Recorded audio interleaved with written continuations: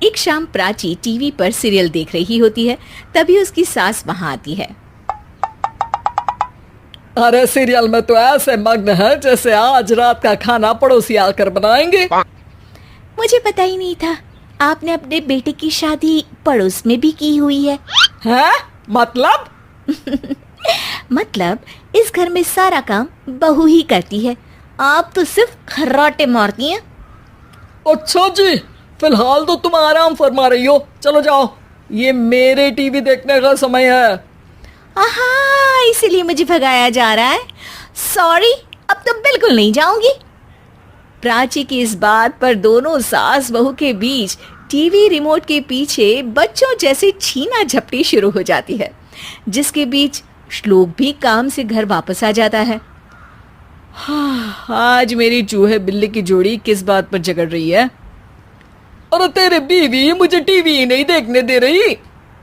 अरे तुम्हारी मम्मी मुझे खाना बनाने के लिए फोर्स कर रही है। अरे वाह, ऐसे बेतुके रीजन पर तो बच्चे भी झगड़ा नहीं करते। अरे मुझे कुछ मत बोल, सब इसने ही शुरू किया है। हाँ हाँ, जैसे आप तो बहुत दूध की धूली है ना। अरे बस, दोनों चुप। प्राची जाओ, खाने की तैयारी करो। और माँ तुम छोड़ो, तुम्हें क्या बोलूं, शांति से अपना सीरियल देखो, मुझे दोबारा लड़ने की आवाज सुनाई नहीं देनी चाहिए। ऐसा बोलकर श्लोक वहां से चला जाता है, जिसके पीछे पीछे प्राची भी कुछ न कुछ बड़बड़ाते हुए रसोई में चली जाती है। हाँ हाँ, सासू जी को तो कुछ बोलेंगे ही नहीं, बस मुझ पर ही हुक्म चलता है, खाना बनाओ, जैसे मैं इनके घर में खाना बनाने के लिए आई हूँ। इसी तरह शाम बीतती है और रात को श्लोक और प्राची की सास खाना खाकर सोने चले जाते हैं, लेकिन प्राची गुस्से में कुछ खाए बिना काम में ही लगी रहती है। इस घर में किसी को घंटा फिक्र नहीं पड़ता, मैं खाऊं या भूखी रहूं। प्राची कुछ देर के लिए रसोई से बाहर जाती है और जैसे ही वापस आती है तो वहां दूध का भरा ग्लास देखकर हैरान रह जाती है। फिक्र पूरी है, बस दिखाना नहीं है।